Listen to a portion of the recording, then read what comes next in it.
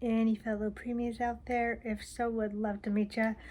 Feel free to comment down below if you are one, or maybe you have a family member that is one, or you have a child that is a preemie or was a preemie.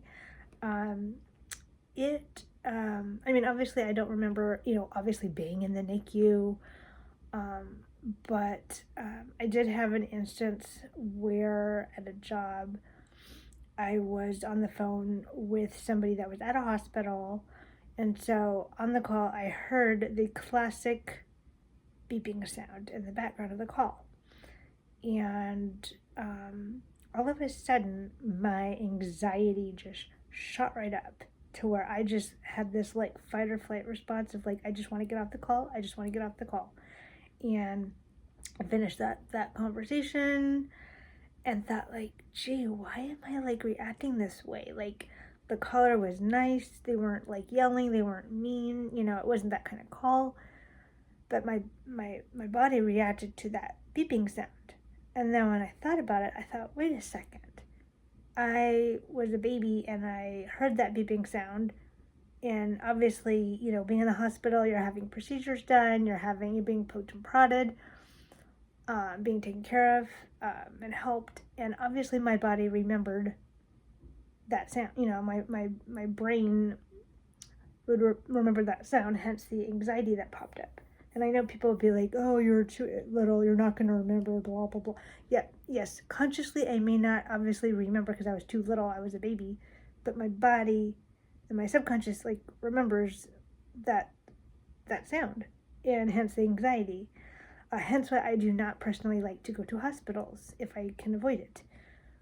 Partly that reason, but also I don't like the smell. That whole classic, like, disinfectant, um, sweaty bodies, sort of like, locker room kind of smell. Um, so that's a weird thing that happened a few years ago. But no, I just, obviously being a preemie, I was very small. So I think I was like two, I believe I was like two, when I could sit outside on a curb, mind you, a curb, walk, a curb, and I could like dangle my feet. Yeah, that little. I know I've already shared about in preschool, grade school, like kindergarten, first grade, where the older kids, so like fifth graders, fourth graders, they'd pick me up and thought it was hilarious because I would get mad at them. I'd get frustrated because they wouldn't put me down to get me to react. Um, I know I've already shared about that story. Um, but yeah, being a preemie, being short, not being able to reach stuff, not looking my age, not being able to go so I like love roller coasters, and for the longest time I was too small to go on, roller coasters. Like I was too short, which is so frustrating because I like roller coasters. Um, but I haven't been on a roller coaster in a few years. Let's see. Obviously, going to doctors for checkups as as a baby, as a toddler, grade school. Doing having psychological evaluations done or that kind of thing. Like where they give you the what's it called? The word I can never say this. The word that ink blot test. Or oh, what image do you see? Obviously comprehension tests. Golly, I can't remember. Also, learning or being told to do certain exercises, like to stretch. So, like, my, calf, or my, yeah, like, to stretch out my calves because they're tight. Let's see. Yeah, obviously I wear glasses, so I need help in that department. I mean, I can physically see without my glasses, but like with being able to read something that's far away, I do definitely need help in that department. Um, let's see. Um, yeah, being short. Having a quieter voice. So learning to speak up louder, which I've always struggled with that. Yeah, being a preemie. Oh, another big thing. So growing up, having people, friends and family over, or new people that we don't know, over for dinner, having my parents share my birth story, which is like, I get it. Like, it is obviously it's a miracle. In my personal opinion, it's a miracle, and I know everyone doesn't believe in miracles, but I wasn't supposed to make it, and I did.